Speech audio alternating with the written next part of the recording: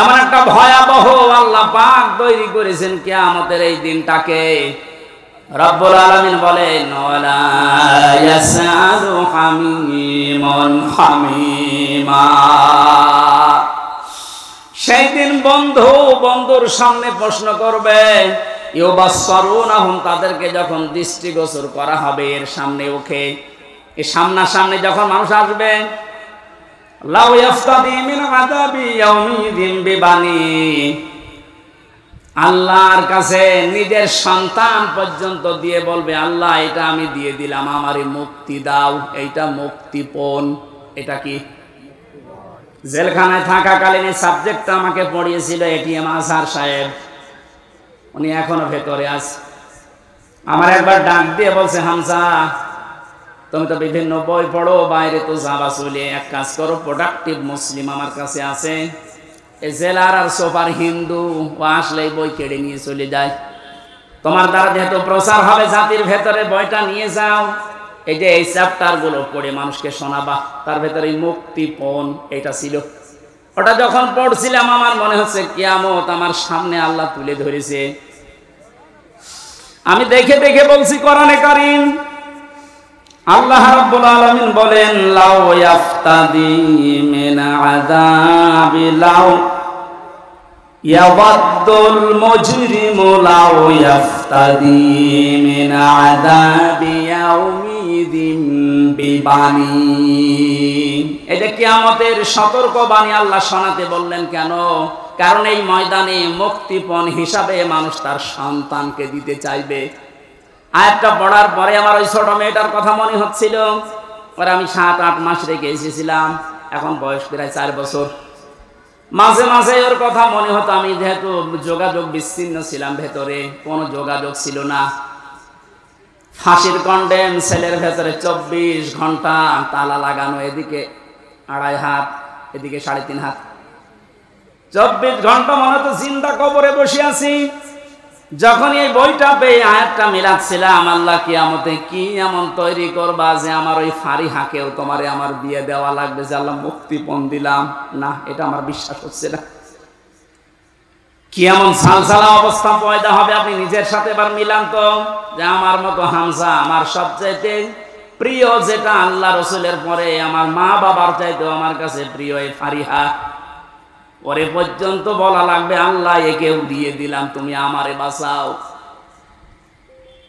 আল্লাহ এতটুকু শেষ করেননি।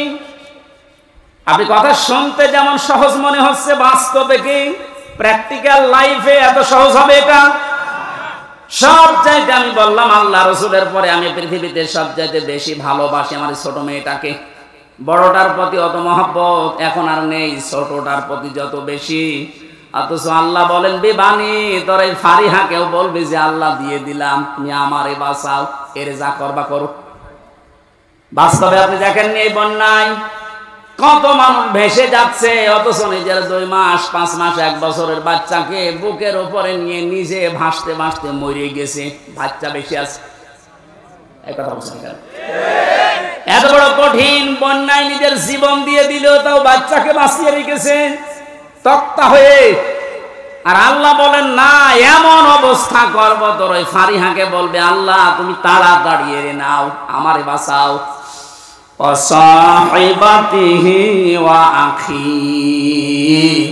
সাহেব শব্দের 2টা অর্থ হয়, 1 নম্বরে স্ত্রী, 2 নম্বরে বন্ধু বান্ধব। ওয়া আখিহি, এবং তার ভাই। এই ভাই মানে শুধু আপন ভাই না, এ ভাই মানে দলীয় ভাই আছে। দলীয় ভাই দেশে নেই? একবার বলে না কেন? বড় ভাই আছে, মেজ ভাই আছে, ছোট ভাই আছে। ঘর বানাতে যাবেন, একদল এসে বলবে বড় ভাই পাঠিয়েছে। নাই রাজশাহী নওগাঁ এসব নেই? আমার কুষ্টিয়া এটা ছিল, আমি যখন বাড়ি আরম্ভ করছিলাম ওই 19 সালে, একদল এসে বলছে বড় ভাই পাঠিয়েছে, মিষ্টি খেতে দেন, দিলাম। কিছুদিন পরে এসে বলছে ছোট ভাই পাঠিয়েছে, মিষ্টি খেতে দেন। ভাই কত তোমাদের? আল্লাহ বলেন কিয়ামতের ওই কঠিন দিনে যেটা সম্পর্কে সতর্ক করতে বলছি নবী, ওই দিন সে তার এই ভাইকে পর্যন্ত যত রকমের ভাই বলবে আল্লাহ দিয়ে দিলাম, এদেরকে নেন, আমারে বাঁচান।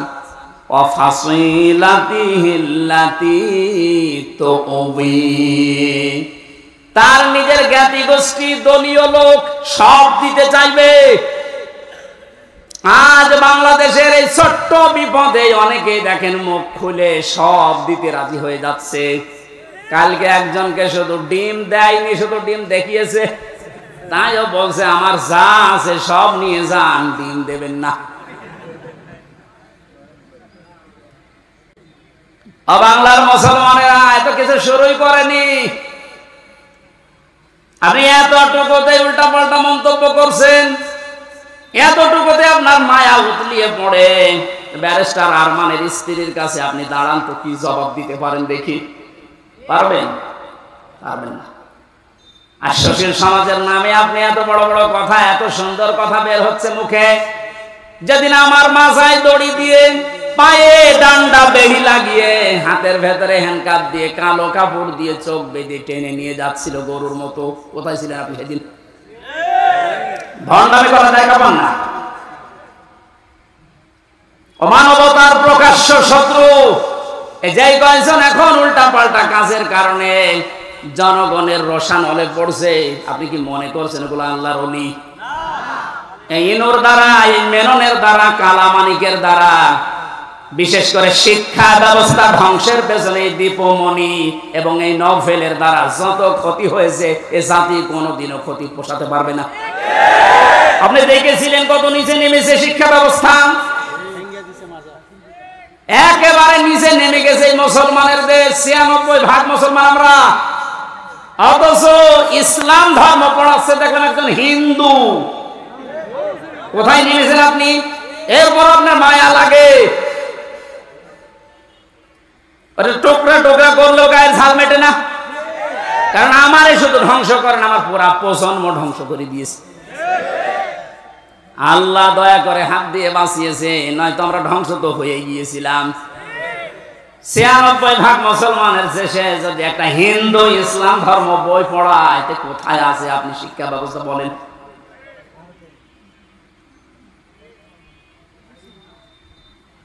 একটু শুধু উপর দিয়ে একটু ডিম মারে, আপনার সহ্য হয় না। আর আমার মাথায় দড়ি দিয়ে যে ছাগলের মতো টেনে নিয়ে গেল, তখন আপনার সহ্য হলো কি করে?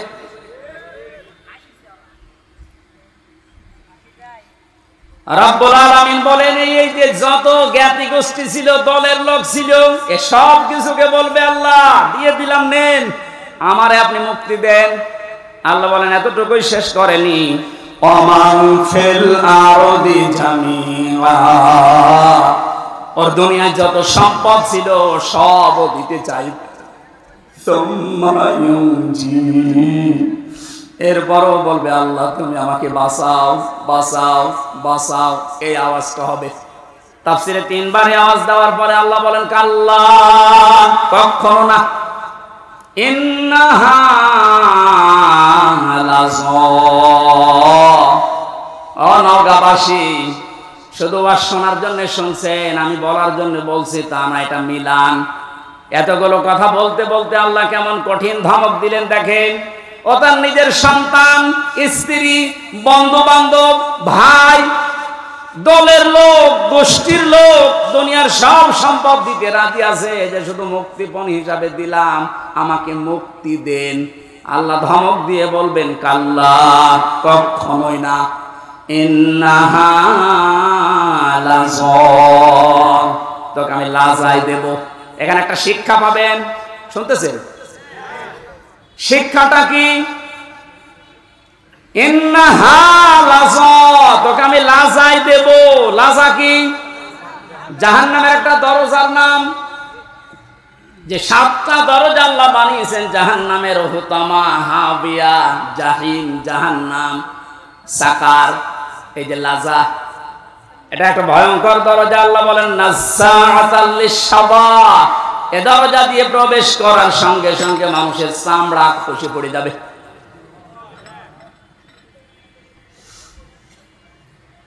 ওয়াজ বাড়ি নিয়ে যাওয়া নাই, এখানে পর্যন্ত রাখেন। বলেন তো এরকম কি ঘর দুনিয়ায় আছে যেখানে গেলে আগে চামড়া খসে যায়? আমি এখনো পাইনি। মাটির নিচে যতগুলো ঘর দেখেছিলাম, হ্যাঁ শাস্তি আছে, কিন্তু ঢোকালে চামড়া খসে যায়, আমি পাইনি, দেখিও নি। আল্লাহ এমন ঘরের পরিচয় দিচ্ছেন লাজা, এখানে গেলে আগে চামড়া খুলে যায়, তাহলে ঘরটা ভয়ঙ্কর। কথা বলে না কেন? এই পৃথিবীর জমিনে সবচাইতে ভয়ঙ্কর ঘরের নাম হচ্ছে আয়না ঘর। কথা বলে না কেন? আর আল্লাহ বলেন লাযা এত ভয়ঙ্কর, এখানে গেলে আগে চামড়া খসে পুরা চামড়াহীন হয়ে যাবে। নাযাআতাল লিশাওয়া, কাদেরকে ঘরের ভেতরে দেব চামড়া খসাতে জানো? দেখেন তো আপনার মেলে কিনা। তাদউ মান আদবারা ওয়া তাওয়াল্লা, এই ঘরের দরজা নাম ধরে ধরে তাদেরকে শুধু ডাকতে থাকবে যারা ইসলামের কথা শোনার পরে, সঠিক কথাগুলো শোনার পরে মুখ ফিরিয়ে নিত, এবার টান করে অহংকার করে চলে যেত। আমার মনে হয় বাংলাদেশে এখন এই চরিত্রের মানুষ আছে। চোখে আঙ্গুল দিয়ে দেখিয়ে দে যে এটা সঠিক পথ, কোরআনের পথ। আল্লাহর নাম নিয়ে বলা হয়, রসুলের হাদিস দিয়ে বলা হয়, এরপরও এবার টান করে মুখ ফিরিয়ে অহংকার করে চলে যাচ্ছেন। এর পরবর্তী তো আরো খারাপ কথা দিয়েছেন আল্লাহ,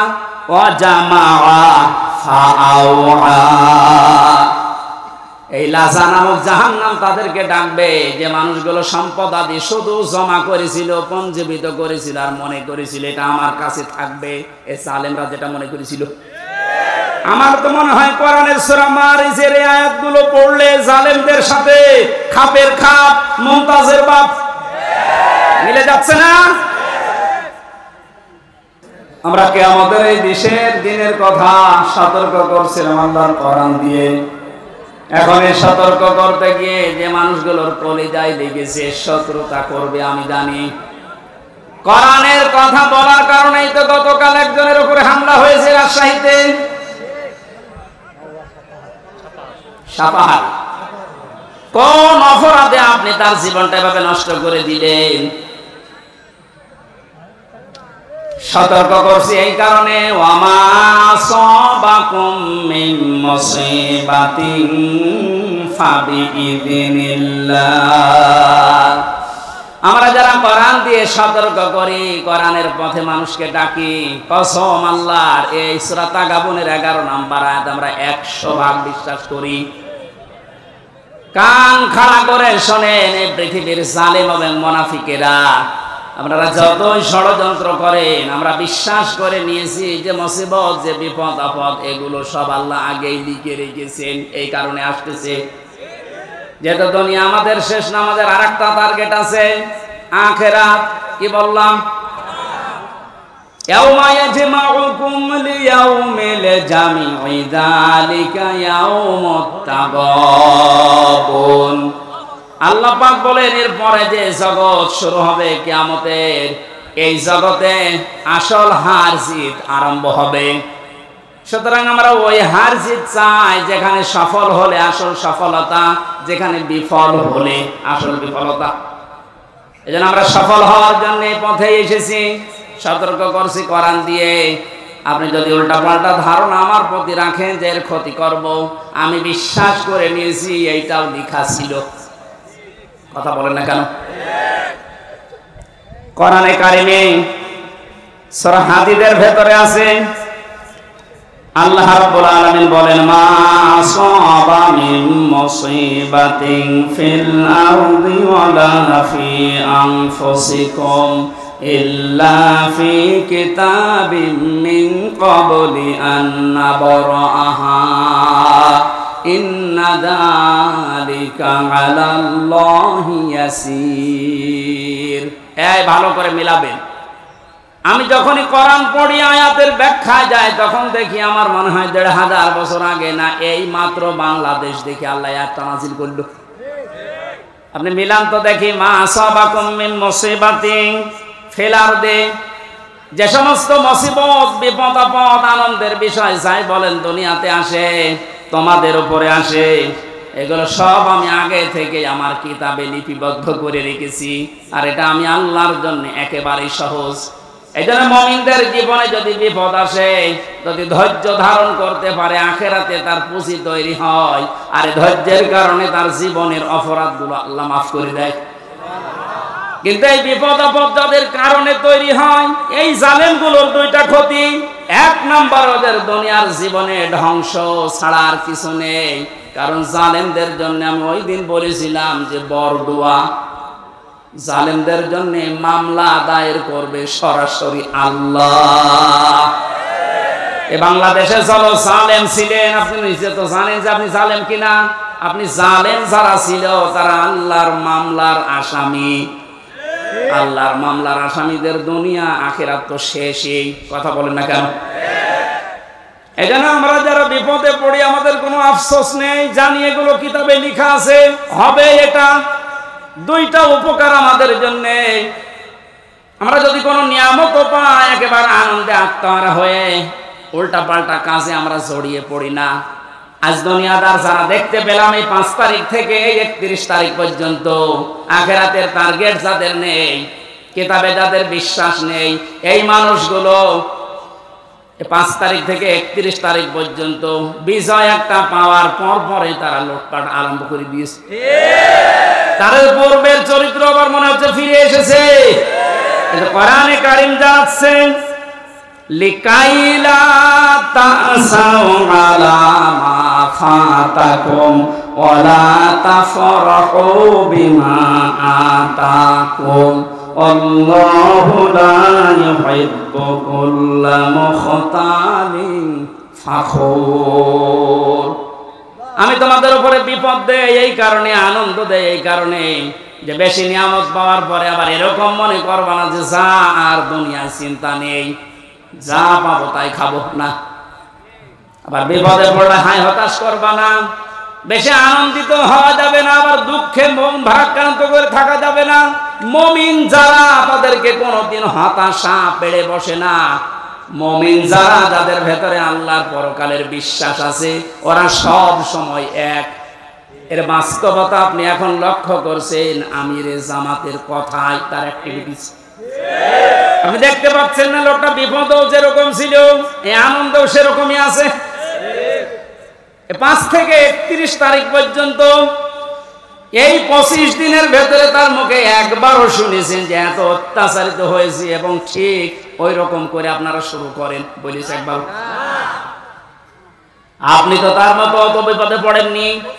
সে জেলে আছে, শুধু জেলে না, এরপরেও তার ছেলে জেলখানায়, তার স্ত্রী অসুস্থ, তার অনুসারী অরকম, তার সহযাত্রী সহযোদ্ধা যারা সব পালিয়ে পালিয়ে আছে, অধিকাংশ গুলোই যে মানুষগুলো আছে জেলখানায়।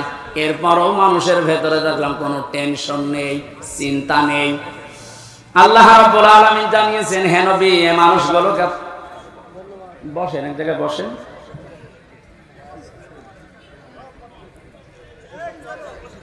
কোন নিয়ামত পাবার পরে যেন আমরা একেবারে আনন্দে আত্মহারা হয়ে কোন মানুষের উপরে জুলুম অত্যাচার নির্যাতন না করি, সে কথা আল্লাহ এই আয়াতের ভেতরে জানিয়েছেন। কারণ আল্লাহ পাক অহংকারী এবং ফখর করে যারা চলে, এই মানুষগুলোকে কোনোদিন ভালোবাসেন নাই, বাসবেনও না। বলেন নাউজুবিল্লাহ। আমি সেদিন মান্দায় বলেছিলাম, ওই ময়দানে ভালো করে শুনলেন, পৃথিবীর ময়দানে সবচাইতে আমার কাছে ভয়ঙ্কর আয়াত এই 6666টি আয়াতের ভেতরে এইটা মনে হয়। সূরা শূরার এই 42 নম্বর আয়াতটা আল্লাহ পাক বলেন, ইন্নামাস সাবিলু আলাল্লাযিনা ইয়াজলিমুনান নাস। অবশ্যই আমি আল্লাহ মামলা দায়ের করব, আমি নিজে অভিযোগ গঠন করব তাদের বিরুদ্ধে। দুনিয়ায় মানুষ হয়ে যারা মানুষের উপরে জুলুম করেছো, একটা পড়ার পরে আমি নিজের সাথে বাস্তবতার সাথে মিলিয়ে দেখি এই বাংলায় হাজার হাজার লক্ষ মানুষ আল্লাহর মামলার আসামি। ভাই, আমরা নিজেদের নফসের উপরে জুলুম করছি, পরিবারের উপরে জুলুম করছি, প্রতিবেশীর উপরে জুলুম করছি, রাষ্ট্রের উপরে জুলুম করছি, জনগণের উপরে জুলুম করছি। যে কোনো দিক থেকে আমি জালেমের কাতারে পড়ে যাচ্ছি। আর জালেম যে, তার বিরুদ্ধে মামলা দেবে ওসি সাহেব কে? আপনি বলেন তো, কত বড় শক্ত কথা এটা। আল্লাহর মামলার আসামি আপনি। পুলিশের কাছে বাধা দেন, পুলিশ বাদী কেস হবে। রাষ্ট্রের কাছে বাধা দেন, রাষ্ট্র বিরোধী মামলা হবে। আর যারা জালেম তারা আল্লাহ বিরোধী মামলার আসামি। আরেকটা যেহেতু বিশ্বাস করি 100 ভাগ, এই জন্য ভয়ে থাকি, না জানি আমি আবার নিজে আল্লাহর মামলার আসামি হয়ে যাচ্ছি না তো। কারণ নফসের উপরে তো জুলুম হয়ে যায় মাঝে মাঝে। এটা না হলে পরিবারের উপরে হয়, এটা না হলে রাষ্ট্রের উপরে হয়, জনগণের উপরে হয়। যে কোনো সাইডে আমি যেন কোনো জুলুমের সাথে সংমিশ্রণ করে না ফেলি, এটা আল্লাহর কাছে সবচাইতে বড় ঘৃণার বিষয়। দুনিয়ায় যত কিছু আল্লাহ ঘৃণা করেন তার ভিতরে 1 নম্বরে জুলুমটা। এত কঠিন ভয়ঙ্কর কথা আয়াতের ব্যাখ্যায় হাদিস এসেছে, আয-যুলুমু যুলুমাতু ইয়াউমাল কিয়ামা। কিয়ামতে জুলুম এত অন্ধকার হয়ে মানুষকে ঘিরে রাখবে, নিজের চামড়া পর্যন্ত দেখতে পাবে না। আমার তো মনে হয় আমাদের অনেকের জীবনে এরকম অবস্থা আসতেছে। এখনই আমরা সতর্ক হব, জীবন চলে যাক, আমার দ্বারা কেউ যেন জুলুমের শিকার না হয়। আজ নিয়ামত পেয়ে অনেকে এখন 5 তারিখ থেকে 31 তারিখ পর্যন্ত জরিপ বের হচ্ছে, কত মানুষ লুটপাট আরম্ভ করেছে একেবারে নিজের বাবার সম্পত্তি মনে করে। জানেন যারা তারা অবৈধ ইনকাম করেছে তার হিসাব তার দেওয়া লাগবে আল্লাহর কাছে। আপনি নিজে জুলুম করে তার সম্পদগুলো উল্টা পাল্টা তছনছ করে নিজেও আল্লাহর মামলার আসামি হয়ে যাচ্ছেন। আপনি থামেন। আপনাকে আমি থামার জন্য বলছি, নিজের জীবন আখেরাত, দুনিয়া আখেরাত ধ্বংস করে দেবেন না। রব্বুল আলামিন বলেন 2 নাম্বার, আমি তাদের বিরুদ্ধে মামলা দায়ের করব, কেস করব, অভিযোগ গঠন করব। ওয়ায়াবগুনা ফিল আরদি বিগাইরিল হক। এই পৃথিবী শান্ত হয়ে যাওয়ার পরে যারা অশান্তি করার জন্য মাঝে মাঝে এই দুনিয়া বিশৃঙ্খল পরিবেশ তৈরি করার জন্য চেষ্টা চালায়, কথা বুঝতেছেন? দুনিয়া শান্ত হয়ে যাওয়ার পরে যেন অশান্ত করার জন্য চেষ্টা চালাবেন না। লাহুম আযাবুন আলীম, তাদের জন্য যন্ত্রণাদায়ক শাস্তি আমি এই দুনিয়ায় আর মরণের পরে রেডি করে রাখলাম। তার মানে শাস্তি রেডি আছে। এই 2টা অপরাধে আমরা যেন না জড়িয়ে পড়ি। আল্লাহ বলেন আমিন। কোরআনে কারিমের আয়াত দিয়ে যে সতর্কবাণী আল্লাহ উচ্চারণ করেছিলেন যে কিয়ামতের এই দৃশ্যের কথা আপনি মানুষদেরকে শোনাবেন, যাদের ভেতরে জবাব দিতে হবে এই টেন্ডেন্সি আছে, হে নবী আপনি দেখবেন এই মানুষগুলো এমনিতেই পরিবর্তন হয়ে যাচ্ছে। আর যাদের ভেতরে বিশ্বাস নেই যে না দুনিয়ার জীবনই শেষ জীবন, আমার আর দরবারে ইলাহিতে দাঁড়ানো লাগবে না, এই মানুষগুলোকে কোরআন দিয়ে সতর্ক করলেও কাজ হবে না। ফাযাক্কির বিল কুরআনি মান ইয়াখাফু ওয়াঈদ। So admonish and or by the Holy Quran, him who frees my threat. আল্লাহ বলেন নবী আপনি কোরআন দিয়ে তো এই মানুষগুলোকে সতর্ক করতে পারেন, তারা আপনার বাণী শোনার পরে সতর্ক হবে, ভীত সন্তুষ্ট হয়ে যাবে, যারা আল্লাহর ধমকের ভয় করে। কার ধমক? বলেন বলেন। পুলিশের ধমক খেলে আপনার জীবনে ভয়ে কাঁপাকাঁপি করেন। পুলিশকে যিনি বানিয়েছেন আমার আল্লাহ, উনি নিজে বলছেন আমি ধমক দেব। আল্লাহর ধমক যে কত কঠিন, কত ভয়ঙ্কর, সূরা ইয়াসিনের ভেতরে ব্যাখ্যায় আছে। আমরা আবার আল্লাহর ধমকের উপযুক্ত হয়ে যাচ্ছি না তো? আমাদের জীবন এখনই থামানো লাগবে। এমন এমন কোন কাজে আঞ্জাম দেওয়া যাবে না যে আমরা আবার আল্লাহর মামলার আসামি হয়ে যাচ্ছি, আল্লাহর ধমকের উপযুক্ত হয়ে যাচ্ছি। আল্লাহ যেন এরকম ধমক সূচক কিছু আমাদেরকে না বলেন, এইরকম জীবন গঠন করা দরকার। বলেন আমিন। রব্বুল আলামিন জানিয়েছেন সতর্কবাণীগুলো উচ্চারণ করার পর ওই দিবস সম্পর্কে মানুষদেরকে আপনি ভয় দেখাবেন, যেই দিবসে তার মা বাবা, স্ত্রী, পুত্র, আত্মীয় স্বজন কোনো কিছু কাজে আসবে না। আর ওই দিবস সম্পর্কে কোনো সন্দেহ, সংশয় এর অবকাশও নেই।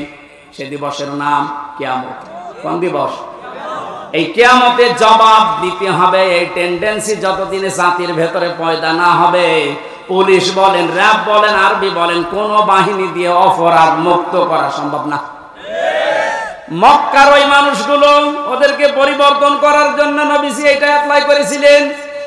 যারা চুরি করতো, ডাকাতি করতো, নারীর ইজ্জতের জম ছিল, ওই মানুষগুলোকে যখন বোঝাতে পেরেছিলেন আর একটা কিন্তু জগৎ আছে, দাঁড়াতে হবে। হযরত ওমরের মতো এরকম ভয়ঙ্কর মানুষ, এই মানুষটার জীবন এত পরিবর্তন হয়ে গেছে, 24 ঘন্টায় তিনি আতঙ্কে থাকতেন, আল্লাহ আমি তোমার সামনে দাঁড়াতে পারবো তো? রাষ্ট্রের সর্বোচ্চ দায়িত্বে ছিলেন হযরত আবু বকর। আজ এই যে 1600 মানুষ 28 জন মানুষ দায়িত্বে ছিল, আমি হাদিসটার সাথে মাঝে মাঝে মিলাতাম। আল্লাহ, ওনার সন্তান আব্দুল্লাহ একদিন পায়েস খেতে চেয়েছিল, স্ত্রী ডাক দিয়ে বলছেন, স্বামী আপনি তো দেশের দায়িত্বে আছেন, যে টাকা পয়সা নিয়ে আসেন এর দ্বারা আজকে পায়েস তৈরি করা সম্ভব না, আপনি এক কাজ করেন, বাইতুল মালে যিনি আছেন অর্থমন্ত্রীর দায়িত্বে তারে বলেন আগামী মাসের বেতনটা যেন আমাদেরকে দিয়ে দেয়। উনি বললেন ঠিক আছে দেখি। অর্থমন্ত্রীর কাছে বাইতুল মালে যিনি খাজানচিতে আছে বললেন আগামী মাসের যে বেতন পায় মনে করেন 1200 দিরহাম, আমার আপনি দিয়ে দেন, আগামী মাসে আমার দেওয়া লাগবে না। অর্থমন্ত্রী ওইরকম ছিলেন, ডাক দিয়ে বলে প্রধানমন্ত্রী আপনি যে আগামী 1 মাস বাঁচবেন এটা একটা লিখিত দেন। আমাদের দেশে যারা দায়িত্ব ছিল, এটা কি যিনি দায়িত্ব ছিল প্রধান তাকে বলার ক্ষমতা ছিল? এইরকম বলার ক্ষমতা যখন তৈরি হবে তখন সবাই আমরা এক হয়ে যাব। ওই রকম একটা দেশ চাই যে সবাই থাকবে জবাবদিহির ভেতরে। মানে যাই বলেছে অর্থমন্ত্রী যে আপনি 1 মাসের বেতন নিতে চান অগ্রিম, লিখে দেন যে আপনি 1 মাস বাঁচবেন, তারপরে বেতন দেবো। মানে বলছে ঠিক আছে বেতন লাগবে না। স্ত্রীর কাছে গিয়ে বলছে স্ত্রী হবে না, আমার এই শর্ত দিয়েছে কিন্তু আমার তো কোনো গ্যারান্টি নেই। স্ত্রী আর কথা জবাব দিতে পারে নাই। 15 দিন পর পায়েস রান্না করে দুপুর বেলা দিয়েছে, মানে খাওয়া বন্ধ করে দিলেন। ডাক দিয়ে বলেন স্ত্রী দাঁড়াও, আমি তো আগাম বেতন নিয়ে আসি নাই, যা প্রতি মাসে মাসে দেয় ওইটাই দিয়েছি, কোথায় পেলে? স্ত্রী উম্মে রোমানা ডাক দিয়ে বলে স্বামী আমার, আপনাকে আমি বলেছিলাম আপনি পারেন নাই, কিন্তু আপনার উপর আমার কোনো রাগ নেই। যেই টাকা আপনি আমাকে হাত খরচের জন্য দেন প্রতি মাসে মাসে, ওখান থেকে আমি 1 মুঠা করে চাল আটা যাই বলেন তুলে রাখতাম। 15 দিনে প্রায় 2 কেজি হয়ে গেছে। এটা আমি পাশের বাড়িতে বিক্রি করে এই পায়েস রান্না করেছি।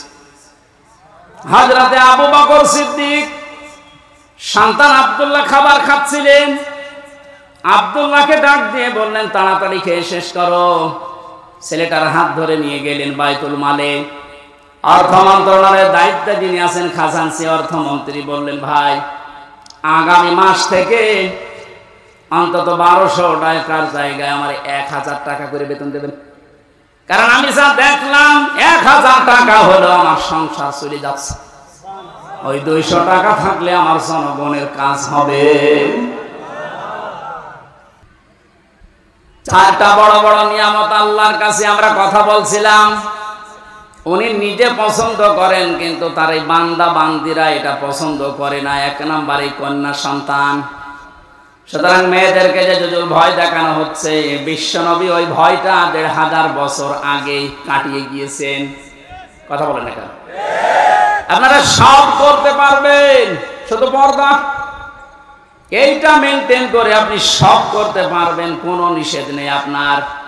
সুতরাং ডান বলেন বাম বলেন নাস্তিক বলেন আর যাই বলেন, যারা উল্টা পাল্টা ভয় দেখাচ্ছে এগুলো তাদের নিজেদের স্বার্থে। আল্লাহ আমাদেরকে বোঝার তৌফিক দিন, বলেন আমিন।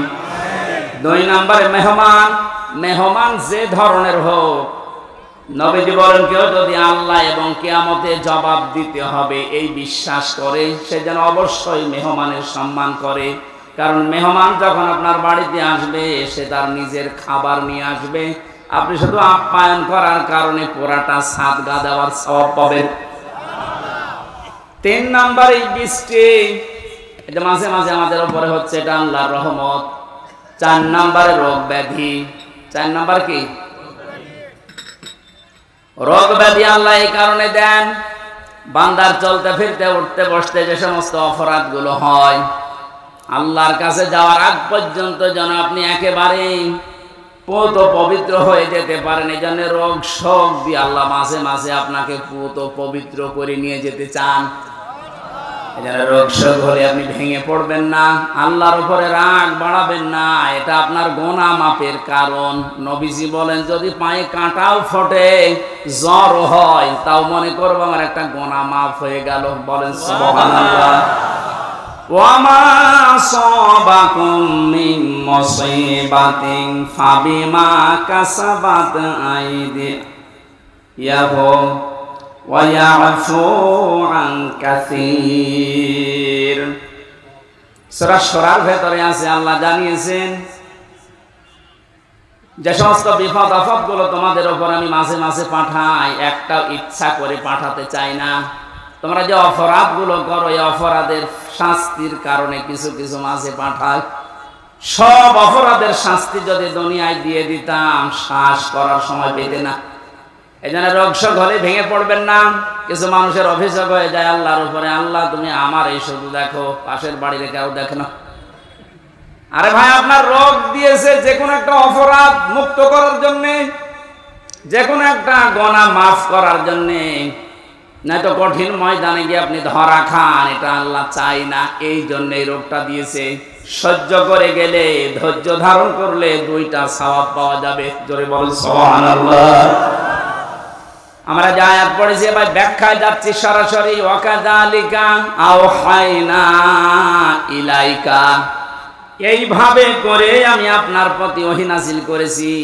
এইভাবে, কোন ভাবে? তাফসীরে ফি জিলালিল কোরআনে লিখেছেন, মুফাসসির বলেন এইভাবে মানে এর আগে আল্লাহ বহু নবীকে আল্লাহ ওহী দিয়েছিলেন ঠিক এইভাবে। আমরা জানি 104 খানা কিতাব আল্লাহ দুনিয়ায় দিয়েছেন, তার ভেতরে বড় বড় 4টা, 100টা সহিফা। নবীদের উপর আল্লাহ কম বেশি যেগুলো দিয়েছিলেন, এই 104 খানা কিতাব, 3 খানা কিতাবে আল্লাহ যা দিয়েছেন সবগুলো সামারাইজ করে আমার আল্লাহ কোরআনে কারিমে ঢুকিয়ে দিয়েছেন। তাহলে ওহীর এই ধারাবাহিকতা, নবীদেরকে আমার আল্লাহ পাঠিয়েছেন। নবী হওয়ার জন্য যতগুলো যোগ্যতা লাগে তার ভেতরে 1 নম্বরে নবীরা ওহী পাবে। দুনিয়ার অন্য কেউ ওহী পাবে না, শুধু নবীরা ওহী পাবে। কারা? বলেন বলেন। এখান থেকে কয়েকটা শিক্ষা আছে, আমি সামনে আসছি। আল্লাহ পাক নবীদেরকে ওহী দিয়েছিলেন পূর্ণাঙ্গ শরীয়ত নাযিল করার জন্য। সর্বপ্রথম যে নবীকে ওহী দিয়েছিলেন হযরতে নূহ আলাইহিস সালাম, একেবারে সর্বশেষ কমপ্লিট করার জন্য কোনোদিন আর কিছু লাগবে না। যাকে তিনি ওহী দিয়েছেন তার নাম মুহাম্মাদুর রাসূলুল্লাহ।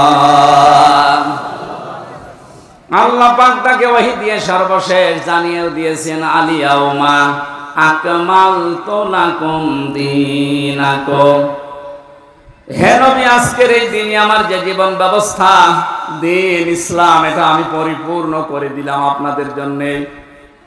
আমার যত নিয়ামত ছিল সব আপনাদের জন্য আমি পরিপূর্ণ করে দিলাম। এবং শুধু ইসলামকে পরিপূর্ণ করে শেষ করে দিলাম না, ওয়ারাদিতু লাকুমুল ইসলামা দীনা, ইসলাম জীবন ব্যবস্থা এটা আমি আল্লাহ নিজে আপনাকে দিয়ে রাজি হয়ে গেলাম। জোরে বলুন সুবহানাল্লাহ। এখানে যারা আছি আমরা অধিকাংশ যেহেতু মুসলিম, সুসংবাদ গ্রহণ করেন। আল্লাহ শুধু ইসলাম দিয়ে শেষ করে দেয়নি। আল্লাহ বলেন আমি ইসলামের উপরে শুধুমাত্র, কেবলমাত্র, একমাত্র রাজি আছি। তাহলে এই আয়াত দ্বারা বোঝা যায় দুনিয়ায় প্রায় 4500 ধর্ম, এখন কোন ধর্মের মানুষের উপরে আল্লাহ রাজি নেই। কথা বলেন, কোন ধর্মের মানুষের উপরে আল্লাহ রাজি নেই। এমনকি তাদের ধর্মীয় অনুষ্ঠানের দ্বারা যদি আল্লাহকে খুশি করতে কেউ চায়, ওমাইয়া বাতাবি গায়রাল ইসলামি দীনান ফালাইয়ুকবালা মিন। সূরা আলে ইমরানের 85 নম্বর আয়াতের প্রথম অংশে আছে, ইসলাম বাদ দিয়ে দুনিয়ার যে কোনো নিয়ম দিয়ে যদি কেউ আল্লাহকে রাজি করতে চায়, ওর জীবনের কোনো ইবাদত বন্দেগী আল্লাহর কাছে কবুল হচ্ছে না, হবে না। ইকবাল এটা মোজারে, বর্তমান ভবিষ্যৎ, প্রেজেন্ট ফিউচার। আরবি গ্রামার অনুযায়ী মোজারের আগে লাং শব্দ আসলে অর্থ হয় কোশ্চিন কালেও হবে না। গ্যারান্টি দিচ্ছে কে? আরো জোরে বলেন। যেহেতু সতর্ক আজকের আলোচনা, সতর্ক করছি তাম দুনিয়ার মানুষদেরকে। আমি বহু ইহুদের সাথে মিশে দেখেছি বিভিন্ন দেশে, যে আমি খ্রিস্টানের সাথে মিশেছি, যারা সত্যি ধর্ম পালন করে চলে। কোরআনের এই আয়াত এই যে দুইটা পড়লাম, সূরা মায়েদা এবং সূরা আলে ইমরান, আর একটা আছে 19 নম্বর আয়াত সূরা ইমরানের, ইন্নাদ-দীনা ইনদাল্লাহিল ইসলাম। অবশ্যই আমি আল্লাহর কাছে মনোনীত একটাই জীবন ব্যবস্থা, ধর্ম, তার নাম ইসলাম। তার নাম কি? ইসলাম। লক্ষ্য করেন শব্দের দিকে, দ্বীনের আগে আলিফ লাম আছে। আরবি গ্রামার অনুযায়ী আলিফ লাম 4 ভাবে ব্যবহার হয়। এখানে যেটা আছে একেবারে নির্দিষ্ট করার জন্য যে আলিফ লামটা, রব্বুল আলামিন জানাতে চেয়েছেন পৃথিবীর মানুষেরা অবশ্যই আমি আল্লাহর কাছে একটাই মাত্র জীবন ব্যবস্থা, ধর্ম পছন্দনীয়, গ্রহণীয়, সেটার নাম ইসলাম। ওই সমস্ত মানুষগুলো ধর্ম এত কঠিন ভাবে মেনে চলে। ইহুদিদের সাথে যখন আমি গাড়িতে যেতাম দেখেছি এত খাস পর্দা করে চলে, ওদের স্ত্রীদেরকে শুধু চোখ দেখা যায়, হাত মোজা পা মোজা পর্যন্ত পরা। খ্রিস্টানের সাথেও মিশে দেখেছি যারা সত্যি ধর্ম মেনে চলে, অ্যাক্টিভ। মুসলমানদের ভেতরে যারা প্র্যাকটিসিং মুসলিম একেবারে 100%, তারা যেমন খাস পর্দা করে চলে আমি ওই রকম পেয়েছি। কিন্তু ওদের ওই ধর্মের দ্বারা, ওদের ওই জীবন ব্যবস্থার দ্বারা আল্লাহকে রাজি করা সম্ভব না, কারণ ওগুলোর উপরে আল্লাহ রাজি নেই। যেহেতু এই পৃথিবীর সর্বশ্রেষ্ঠ এবং নির্ভুল কিতাব, সর্বশ্রেষ্ঠ সর্বশেষ নির্ভুল কোরআনে কারীম, এটা দিয়ে সতর্ক করলাম। যত জায়গায় আওয়াজ যাচ্ছে আপনি এখনো চিন্তা ভাবনা করে দরকার হয় ফিরে আসবেন, সময় এখনো আছে। কিন্তু মৃত্যুর গড়গড়ানি শুরু হয়ে গেলে তখন কিন্তু আর তাওবাও কবুল হবে না। আশা করি সতর্কবাণীটা আপনি মানবেন। আর আমাদের জন্য সুসংবাদ, দুনিয়া আখিরাতে কিচ্ছু না পাই, ইসলাম পেয়েছি, মানতে পারি আর না পারি। কথা বলেন এখন হয়তো আমি পুরো নিয়মটা, কিন্তু ইসলাম আমি জীবন ব্যবস্থা হিসাবে পেয়েছি, এই জন্য আমি খুশি। আন আব্বাস রাদিয়াল্লাহু তাআলা আনহু قال, একটু এদিকে তাকান, মান যাবা তামাল ঈমান মান রাদিয়া বিল্লাহি রাব্বা ওয়া বিইসলামি দীনা ওয়া বিমুহাম্মাদির রাসূলিল্লাহ সাল্লাল্লাহু আলাইহি সাল্লাম নাবিয়্যা ওয়া রাসূলা। রাওয়াহু মুসলিম। আল্লাহর নবী জানিয়েছেন পৃথিবীর প্রতিটি জিনিসের আলাদা আলাদা স্বাদ আছে। ঈমান যদি কেউ আনে আর মনে করে আমি স্বাদ পেতে চাই, ঈমানেরও স্বাদ পাওয়া যায়। ঈমানের স্বাদ আছে না নেই? ঈমানের স্বাদ যদি না থাকবে, পৃথিবীতে মানুষ ইসলামের জন্য এত কোরবানি দেবে, এত কষ্ট সহ্য করবে কোন কারণে? অবশ্যই ঈমানের স্বাদ আছে। ঈমানের স্বাদ পাওয়ার জন্য এখানে 3টা পয়েন্ট আমরা পেয়েছি। যে ব্যক্তি আল্লাহকে রব পাওয়ার পরে খুশি হয়ে গেছে, মুহাম্মদ রাসূলুল্লাহকে একমাত্র আদর্শ পাওয়ার পরে খুশি। 3 নম্বরে দিন বা জীবন ব্যবস্থা হিসাবে ইসলামকে পেয়ে যারা খুশি, এই মানুষগুলো ঈমানের স্বাদ পেয়েছে। ঈমানের স্বাদ পাবে তা না, মান যাক, এটা মাঝি অতীতের শব্দ, পাস্ট। আল্লাহ জানাতে চেয়েছেন নবীজির মাধ্যমে যে ওই মানুষগুলো ঈমানের স্বাদ পেয়েই গেছে।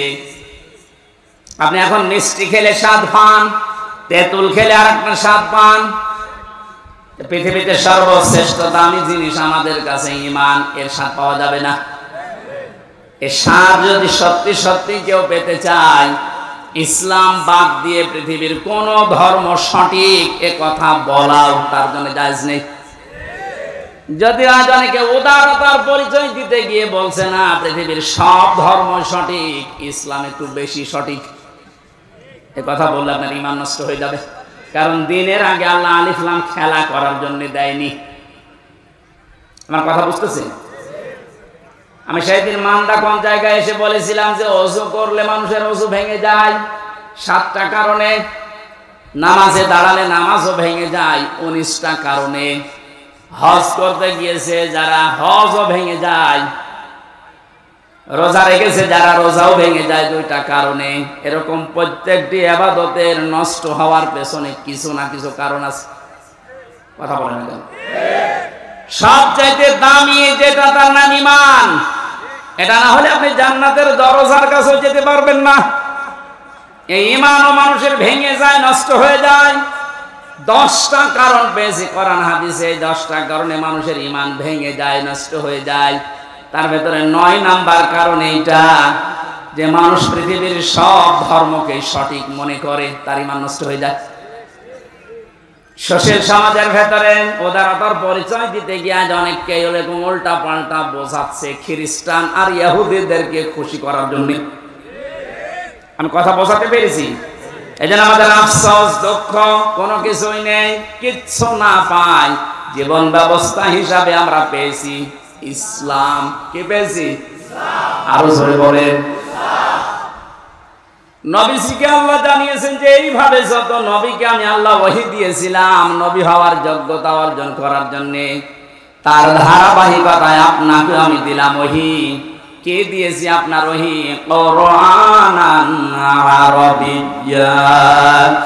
আপনাকে আমি দিয়েছি আরবি ভাষায় কোরআন। কোরআন কোন ভাষায়? সবাই বলেন। এখানে আমার একটা সতর্কের বিষয় আছে। আমার আগে যিনি আলোচনা করছিলেন কি জানো না? নুরুল আমিন। ওনাকে সহ বহু আলেমের মুখে এখন আমি কোরআনে কারিম এখনো পর্যন্ত অশুদ্ধ শুনতে পাচ্ছি। এটা আফসোসের বিষয়। উনি অবশ্যই টাইটেল পাস বা কামিল পাস করেছেন, এটা মাওলানা আগে লেখা আছে কোন কারণে? মাওলানা মানুষের তেলাওয়াতের হাল সিরাত যদি এরকম হয়, বাকি যারা বসে আছেন তারা তো আল্লাহর ওলি না। আমি কোনো অপমান করা, ছোট করার জন্য বলছেন। আমি শুনছিলাম বসে বসে, সেই জন্য তেলাওয়াত হবে না এভাবে। সর্বোচ্চ 8-10টা কায়দা লাগে গ্রামারে।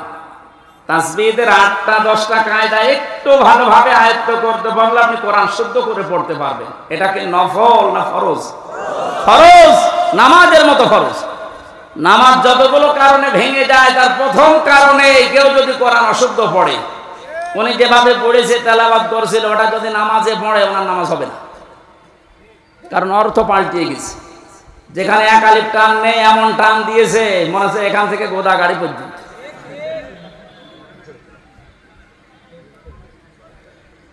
এজন্য আশা করছি কোরআনে কারিম এলাকায় যারা পড়ায়, মাদ্রাসা এবং এতিমখানা, মসজিদ যেখানে আছে, এই সমস্ত জায়গাগুলো আরো ওপেন করেন। এখন যেহেতু জালেমের আর কোনো আনাগোনা নেই, হ্যাঁ এরপরও কিছু জালেম মুনাফিকের সুরত নিয়ে এখনো পর্যন্ত বিভিন্ন দৃষ্টিকে বাধা দিচ্ছে। সাফ কথা শোনেন, যারা কোরআনে কারিম পড়া, বোঝা, কোরআনে কারিমকে প্রচার করা, প্রতিষ্ঠা করায় বাধা দেয়, এরা টাটকা নির্ভেজাল কাফের, কোনো সন্দেহ নেই। এরা যদি মারা যায়, কোরআন বাধা দিয়েছে, কোরআন প্রচারে, প্রসারে, প্রতিষ্ঠায়, শিক্ষায়, এ মানুষগুলো মারা গেলে ওর জানাজার দরকার নেই, কবর দেওয়ার দরকার নেই। আজকে যদিও আমার একজন দায়িত্বশীল বলছিল এত কড়া করে বলা ঠিক না, মানুষের অন্তরে একটু দুঃখ লাগে। তা আল্লাহ যদি এ ফোর্সে বলে, আমি এ ফোর্স থামাবো কি করি? আল্লাহ মনে হয় বলেনি, আমি মনে হয় বানালাম। সূরা বাকারার ভেতরে আছে আমান আযলামু মিম্মান মানাআ মাসাজিদাল্লাহ। সূরা বাকারার ভেতরে আল্লাহ জানিয়েছেন, আমি আল্লাহর দৃষ্টিতে সব চাইতে বড় জালেম ওইটা, যেই লোকটা আমি আল্লাহর ঘর মসজিদে আমার নাম, আমার জিকির, আমার কোরআনের আলোচনা হতে বাধা দেয়, বন্ধ করে দেয়। এ 15 বছরেও কোন জালেমের এরকম সাহস হয়নি যে কোরআনে কারিম মসজিদে পড়লে বাধা দিয়েছে, বন্ধ করে দিয়েছে। কিন্তু এখন আমি অনেক জালেমকে প্রকাশ্য দেখতে পাচ্ছি, মসজিদে কোরআনের দার্স হচ্ছে, মুসলমান নাম যে বন্ধ করে দিচ্ছে। আরে ভাই, কাজ তো কাফেরের কাজ। আপনি যে নামেই করেন না কেন, বুঝে করেন আর না বুঝে করেন, এখনই থামেন, নাইলে আপনি চিরবঞ্চিত হয়ে যাবেন হেদায়েত থেকে। আপনার দুনিয়াও হারাবেন জালেমদের মতো, আখিরাত তো হারিয়েই ফেলেছেন। ওখানে যদি হামজার কথায় বাধা দেওয়া হতো কিচ্ছু মনে করতাম না, আরো বাহবা দিতাম, বাধা দেন, কিন্তু কথাগুলো তো হামজার না, আল্লাহর হামজা অ্যাডভার্টাইজ করছে। আমি আয়াতটা আপনাদেরকে লাইন পারা পৃষ্ঠা দিয়ে বলছি, আবার মন খারাপ করবে অনেকে যে না এটা মনে হয় বানিয়ে বলছে। অমানা যুলামু মিম্মান যুকির মিম্মান মানাআ মাসাজিদাল্লাহি, একটা একটা করে অর্থ বলছি। ওয়া মানে এবং মান মানে যে ব্যক্তি, আযলাম ইসমে তাফসীর, এটা সুপারলেটিভ ডিগ্রি, এর চাইতে বড় শব্দ আর ভয়ঙ্কর শব্দ কোরআনে নেই। আল্লাহ বলেন সবচাইতে বড় জালেম ওই লোকটা। ইংরেজিতে যেমন গুড, বেস্ট, বেটার বলে, এই যে এটা সেটা, এর চাইতে আর বড় কিছু হয় না আরবি ভাষায়। আল্লাহ এত বড় শব্দ ইউজ করার পরে বলেন আমার দৃষ্টিতে বড় জালেম কে আপনি দেখতে চান? ওই লোকটা মিম্মান মানাআ, যেই লোকটা বাধা দেয়, নিষেধ করে, প্রতিবন্ধকতা সৃষ্টি করে, মাসাজিদাল্লাহি, আল্লাহর মসজিদে। মসজিদ কার? বলেন বলেন। আল্লাহর মসজিদে বাধা দেয়, প্রতিবন্ধকতা সৃষ্টি করে। কি করতে? আইয়ুযকারা ফি হাসমুহু, সেখানে আল্লাহর নাম উচ্চারণ হবে, আল্লাহর জিকির হবে, আল্লাহর কোরআনের কথা হবে। এগুলো যারা বন্ধ করে দেয়, বাধা দেয়, ওয়াসাফি খারাবিহা, এবং এগুলোকে ধ্বংস করার জন্য চেষ্টা চালায়, যেন আল্লাহর কোরআনের কথা এখানে হতে না পারে, কোরআন প্রচার প্রসার প্রতিষ্ঠার কথা, এজন্য বাধা দেয়। এগুলো আল্লাহর দৃষ্টিতে সবচাইতে বড় জালেম। বেশি বলে ফেললাম। এটাকে বাংলাদেশে এখন পাওয়া যাচ্ছে না, আপনি সতর্ক হন। কত বড় শব্দ দিয়েছেন দেখেছেন আল্লাহ আপনার নামে। 15 বছরেও জালেমরা এই যে সাহস পায়নি অন্তত মসজিদে আল্লাহর কোরআন বন্ধ করে দেওয়া। কিছু জায়গায় পেয়েছিলাম, এখন এইগুলো যারা করছেন আপনি আশা করছি সতর্ক হবেন ভাই, তা আপনার কপাল কিন্তু আগুন লেগে যাবে।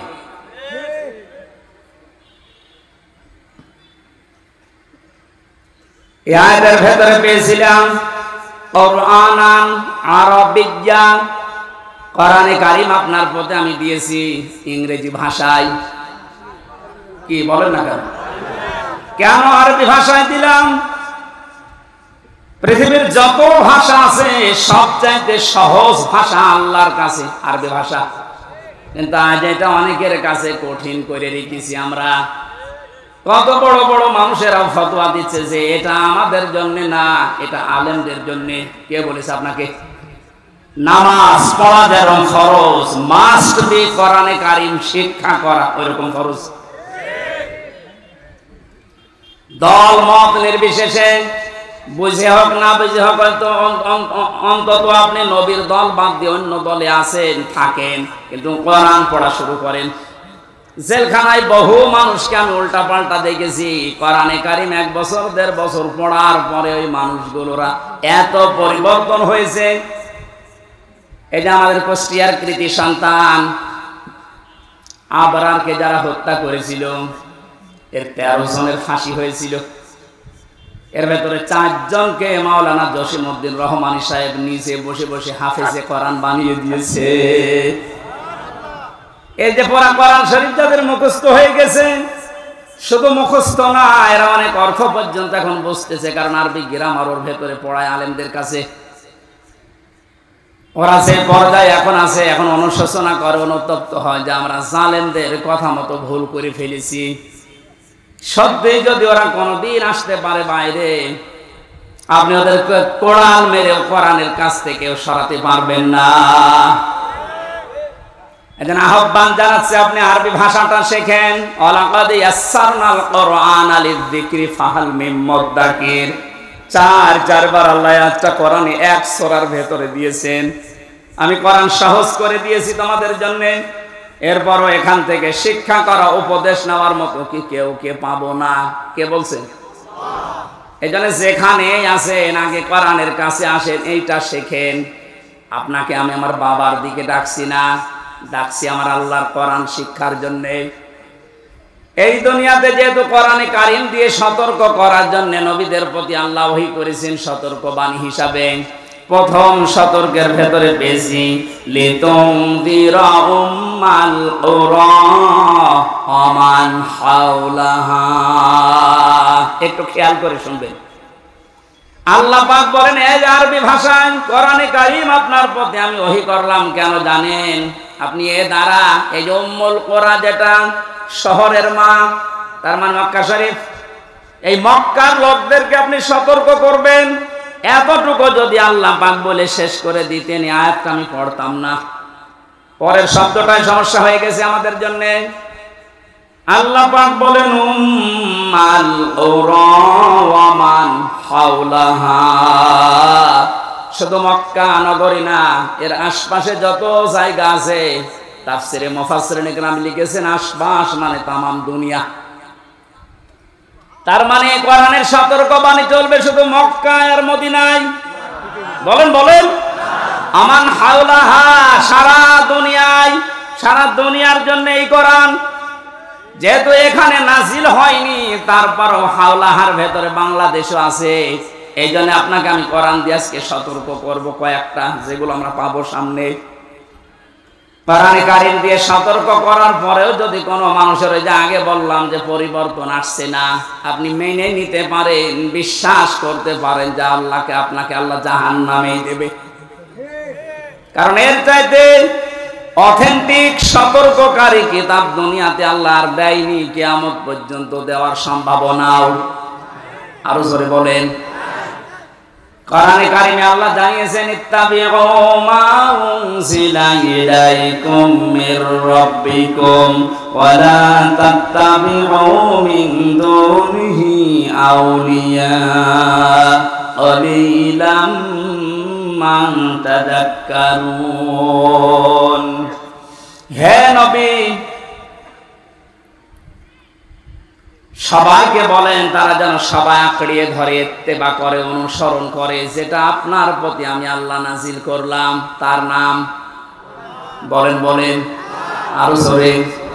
তাহলে এখানে আর কোনো মতভেদ আছে যে কোরআন আঁকড়িয়ে ধরার ব্যাপারে কোনো ফতোয়া আছে? কোনো মতভেদ, মত পার্থক্য অন্য বিষয়ে থাকতে পারে, কোরআনের ব্যাপারে আমাদের সব এক হওয়া লাগবে। এ নির্দেশ আল্লাহর। আল্লাহর পরবর্তীতে বলেন আমালা তাত্তাবিউ, অনুসরণ করবা না, মিন দুনিহি আউলিয়া, কোন ওলির। শাব্দিক অর্থ শোনার পরে মনে হচ্ছে আল্লাহ তার ওলিদের বিরুদ্ধে। না মানে আপনি বলেন শাব্দিক অর্থ যেটা করলাম আল্লাহ ওলিদের বিরুদ্ধে মনে হচ্ছে। ওয়ালা তাত্তাবিউ, কেউ অনুসরণ করবা না, মিন দুনিহি আউলিয়া, ওলির বহু বচন আউলিয়া, কোন ওলির অনুসরণ দরকার নেই। শাব্দিক অর্থ শোনার পরে কিন্তু মনে হচ্ছে যে আল্লাহ মনে হয় তার ওলিদের বিরুদ্ধে। তাফসিরে আমি যতগুলো মিলিয়েছি আয়াতের সাথে, সব মুফাসসির এভাবেই লিখেছেন। আল্লাহ পাক ভালোভাবে জানেন দুনিয়াতে এমন সময় আসবে যে সময় আমার অনেক বান্দা বান্দি আবেগে আল্লাহর চাইতে ওদের আব্বাকে বড় মনে করবে। সে সময় আসতে এখনো দেরি আছে। কথা বলেন, এখন সে সময় পার হয়ে গেছে। আল্লাহর চাইতে আব্বাকে এত বড় মনে করেছিল, আল্লাহর ঘোষণা ওর পছন্দ হয়নি। আল্লাহর ঘোষণা ছিল কি?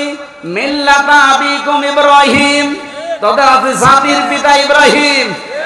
এটা কোরআনের আয়াত না? এক কথা বলেন না কেন? এটা পুরা উল্টিয়ে, জাতির পিতা ইব্রাহিম আমরা মানি না, আমার পিতা ইব্রাহিম, আমার পিতা জাতির পিতা। আল্লাহ ওটা দাঁড় করাতে দিয়েছে। কথা বলেন কেন? শুধু হেলিকপ্টারে উঠতে দেরি। আমি তো দেখতেও সময় ছাদের উপরে থেকে দেখছিলাম, একজন আমারে বলছে কিছুক্ষণ পরে সেনাবাহিনী বসেছে, ঘোষণা আসবে। তারপর ওই সময় গুলি চলছিল, 14 জন আমার সামনেই মারা গেছে 5 তারিখে। 1:30টার পরেই কিছুক্ষণ পরে 2টায় উনি ভাষণ দেবে, হলো না 3টায় দেবে, হলো না 4টায় দেবে সেনাবাহিনীর প্রধান। এ পর্যন্ত আসতে আসতে আর মাত্র 1 ঘন্টা। 4টার পরে ভাষণ শুনে 5টার আগে শুনছি কুষ্টিয়ায় বাবা আর নেই। যে কয়টা বাবা যেখানে ছিল সে ছবি আকারে হোক আর পাথর দিয়ে হোক একেবারে গুড়িয়ে দিয়েছে। কোন বাবার অনুসরণ যেন না করা হয়, এই জন্য আল্লাহ কোরআনে কারিমে সতর্কবাণী দিচ্ছেন। এ সতর্ক যারা মানে নাই, কত কিছু নষ্ট করলেন বলেন। আপনার বিবেকের কাছে কি হয়েছে? এত কোটি কোটি টাকা খরচ করে আপনি এটা করলেন, স্থায়ী তো হইল না। ঘন্টা ব্যাপী সময় লাগে না, যে যেটা দিয়ে পেরেছে ভেঙেছে। অনেকে ভাঙতে না পারলে ওসব করেছে। আমি কাবা শরীফে যখন তাওয়াফ করছিলাম, ওপরে ওঠার পরে আমার পেটে হঠাৎ ব্যথা। এক পুলিশকে জিজ্ঞাসা করলাম, ভাই এতক্ষণ তো ভালোই ছিলাম, 7 চক্কর দিলাম, কিছু হইল না, এ কোন জায়গায় আসলাম, পেটে ব্যথা করছে। পুলিশ আমার বলছে, ইয়া হাজিউল হুজ্জা তাইনা বিলাদুকা, ও হাজিবা দেশ কোথায়? যে তুমি বাংলাদেশ থেকে এসেছি। ওনার ভাষা দিয়ে আমার বলছে, আপনি জানেন না এটা কোন জায়গা? না তো, আবু জাহেলের বাড়ি। আপনি এখনো পায়খানা না করে দাঁড়িয়ে আছেন, তাড়াতাড়ি করেন। সত্যি কথা বলছি, পায়খানা করে দেখে আমার পেটের ব্যথা ভালো হয়ে গেছে। আল্লাহ আমাকে যেন জানাতে চাচ্ছিল, হামজা ওই সময় 3.5 লাখ টাকা লাগবে 16 সালে। এত টাকা খরচ করে আসলে আরো শয়তানের মুখে পায়খানা না করে চলে যাওয়া। তাড়াতাড়ি করো। পেটের ব্যথা দিয়েছিল কে? কথা বলেন না কেন? এত দামি জায়গা কাবার পাশে। আমার মনে হয় কাবা শরীফ থেকে আবু জেহেলের বাড়ি কাছে, এরপরে নবীর বাড়ি, তাই না? কাবার পাশে যে জায়গা, তার দাম বেশি না কম? বেশি। মানে আপনি এখন 1 কাঠা কিনে দেখেন তো, এত দামি জায়গা। আল্লাহর কোরআনের বিরুদ্ধে যাওয়ার কারণে, কোরআনের বিরুদ্ধে অবস্থান নেওয়ার কারণে ওর বাড়ি যদি পায়খানা হতে পারে, এদেশে যারা জালেম, কোরআনের বিরুদ্ধে যারা অবস্থান নিয়ে আল্লাহর বর্ণিত ইব্রাহিম বাদ দিয়ে অন্য কাউকে যারা বসাতে চেয়েছিল, আমার তো মনে হয় ওই বাড়ি ঘরগুলো এখন বিশ্ব আন্তর্জাতিক টয়লেট বানানো দরকার। মানুষ যেন ওখানে যে পেটে ব্যথা উঠলে কাম সারতে পারে।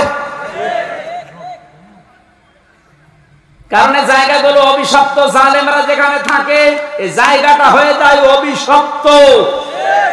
আমরা মিনা থেকে মুজদালিফায় যাওয়ার আগে দেখেছি বারবার যারা পেছনে থাকে বলে এখান থেকে দৌড়ান কেন?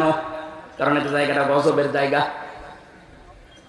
গজবের কিছু জায়গা আছে যেখানে জালেমেরা বসবাস করে, ওই জায়গাটাই আল্লাহ গজবের জায়গা বানিয়ে দেয়। আর আমার তো মনে হচ্ছে এই দেশটা যারা জুলুম করেছে, 1734 জন মানুষ ছিল মেন দায়িত্বে, এদের অধিকাংশ বসবাসের জায়গাগুলো এখন গজবের জায়গা। আজ অনেক জালেম এখন মাঝে মাঝে কল দেয় যে হুজুর আপনি যা বলেন এর জন্য তো আমারও ভয় লাগে, আতঙ্ক লাগে, আপনি আমার নাম বলে দিন কেন? আমি তো সেরকম কিছু করি না। কিচ্ছু করেন না। আপনি নিজেই বলতেন যে হুজুর আপনার দোষ নেই, আমি জানি। জানেন আপনি, আপনাকে একটু যদি সাহায্য করতেন, উপরে যে কয়টা স্যার আছে আপনারা যদি বলতেন যে কিচ্ছু জানেন এ বিষয়ে, আমার তো দায়িত্ব দিয়েছেন রিমান্ডের, কিছু পাইনি, কি করব, একটু নরমাল করে দেই, তাহলে আমার 3 বছর থাকা লাগে না। আপনি উপরে উপরে বলতেন আর ভেতরে যে এমন এমন কথা লাগাতেন, ওরা নিজেরা আপনারে বলতো পিটান, হুজুরে পিটান। আমি নাম আর নেই না, নামও নিচ্ছি না, কিন্তু আপনি যা করেছেন বিবেকের কাছে আপনি জিজ্ঞাসা করেন, আপনি ঘুমাতে পারবেন না। কোরআনে কারীম দিয়ে সতর্ক করা দরকার, শুধু মক্কা মদিনা না, তামাম পৃথিবী। এজন্য আলেম যারা দাবি করে, নবীর ওয়ারিস যারা, এই দাবিদার মানুষগুলোর উচিত পেছনের দিকে না তাকিয়ে কোরআন দিয়ে তামাম দুনিয়া চষে বেড়ানো। আল্লাহ ওই দায়িত্ব এখন আলেমদেরকে, এই ছোট্ট গোলাম হামজাকেও দিয়েছে। আমি যেন ইখলাসের সাথে পরিপূর্ণভাবে পালন করার চেষ্টা করতে পারি, বলেন আমিন। এক দলকে জাহান্নামে পাঠিয়ে দেবেন, এক দলকে জান্নাতে পাঠিয়ে দেবেন, এইটাই ফাইনাল, এই শেষ। আমরা যেন যে কোনো এক দলে যেতে পারি তা না। এই যে ফারিকুম ফিল জান্নাহ, আল্লাহর বানানো যে বাগান জান্নাত, এইটাই আমার জীবনের আসল টার্গেট বানানো দরকার।